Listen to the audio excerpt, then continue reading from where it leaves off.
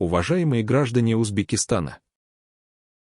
Сегодня наша страна сталкивается с чередой событий, которые потрясают общество и вызывают глубокие размышления о будущем нашего государства. Каждый день приносит новые шокирующие откровения, заставляющие нас задуматься о безопасности наших близких и стабильности в стране. Мы включаем новости и слышим, как нам обещают развитие, процветание, улучшение, но что мы видим?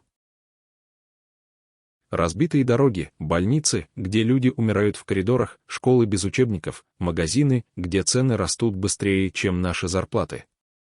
Мы больше не верим в сказки. Когда преступников боятся не потому, что они опасны, а потому, что они неприкасаемы. Когда голос народа — это всего лишь шум, который стараются заглушить. Когда справедливость стала товаром, который могут себе позволить только избранные. В Самарканде молодая жизнь оборвалась слишком рано. В древнем городе Самарканд произошла трагедия, которая не оставила равнодушным ни одного человека. 19-летняя студентка первого курса, полная надежд и амбиций, решила свести счеты с жизнью. Ее поступок стал громом среди ясного неба для всех, кто ее знал. Следственные органы изъяли ее личные вещи, пытаясь найти ответы на вопросы, которые мучают всех нас. Что могло довести юную девушку до такого отчаянного шага? Какие тайны скрываются за дверями наших учебных заведений? И самое главное, как предотвратить подобные трагедии в будущем? Семейная драма в Маргилане, отец против сына, борьба за автомобиль обернулась убийством. В Маргилане произошел инцидент, который потряс всю страну своей жестокостью и бессмысленностью. Отец и сын, не поделив автомобиль, вступили в ожесточенный конфликт.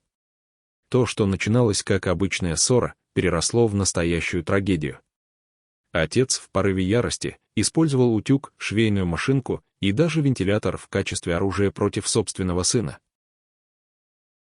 Результат — смерть молодого человека и разрушенная семья. Этот случай заставляет нас задуматься о том, как легко бытовые конфликты могут перерасти в непоправимые последствия.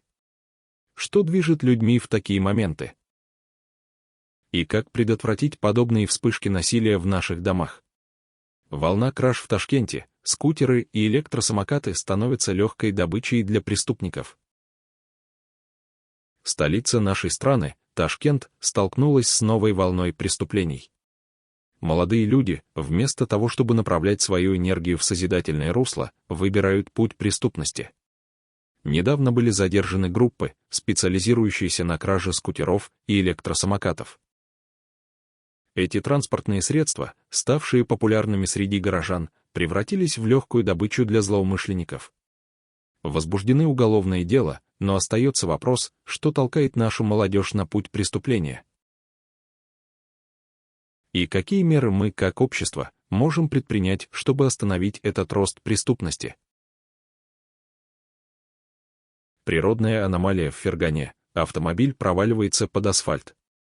В Фергане произошел инцидент, который можно назвать настоящей природной аномалией. Автомобиль марки Демрс неожиданно провалился под асфальт прямо на глазах у изумленных прохожих. Причиной этого стало резкое повышение уровня воды в водоканале, что привело к размыву грунта под Дорогой. К счастью, обошлось без жертв, но этот случай поднимает серьезные вопросы о состоянии нашей инфраструктуры. Насколько безопасны наши дороги? И что делается для предотвращения подобных происшествий в будущем? Финансовые махинации в Джизаке, поддельные доллары на черном рынке.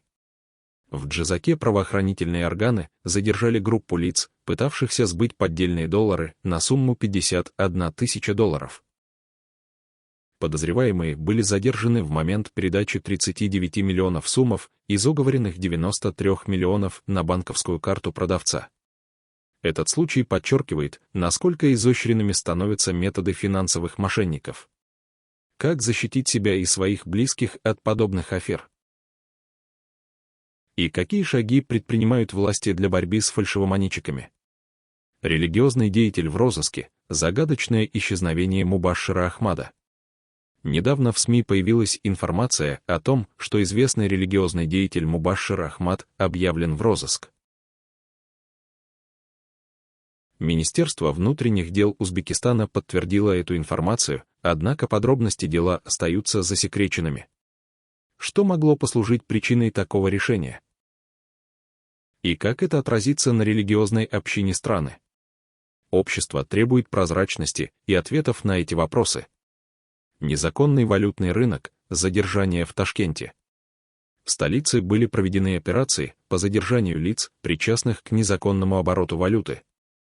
Валютчики действовали в 2 районах Ташкента, предлагая услуги по обмену валюты вне официальных каналов. Эти действия не только нарушают закон, но и подрывают экономическую стабильность страны. Какие меры будут предприняты для искоренения теневого валютного рынка? И как защитить граждан от возможных рисков, связанных с нелегальными обменными операциями? Скандальное видео, оскорбление в адрес узбеков, вызывает международный резонанс. В сети появилось видео, на котором неизвестные лица позволяют себе оскорбительные высказывания в адрес узбекского народа. Министерство иностранных дел Узбекистана оперативно отреагировало на этот инцидент, выразив протест и требуя привлечения виновных к ответственности. Коррупционные скандалы в Узбекистане, элита богатеет, народ беднеет. Пока обычные узбекистанцы ломают голову над тем, как оплатить коммунальные счета и купить продукты по растущим ценам. Представители элиты строят себе дворцы, гоняют по городу на элитных автомобилях и выводят миллионы за границу. Очередной коррупционный скандал потряс страну. В одном из областных управлений были раскрыты схемы по хищению бюджетных средств в особо крупных размерах. Как оказалось, чиновники, ответственные за распределение средств на инфраструктурные проекты, годами завышали сметы и заключали теневые сделки с подконтрольными фирмами. Эти деньги должны были пойти на ремонт дорог, школ, больниц, но вместо этого оседали в карманах высокопоставленных чиновников.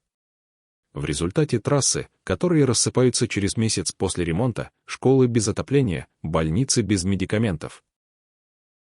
Когда расследование дошло до высших уровней власти, внезапно все участники схемы начали исчезать.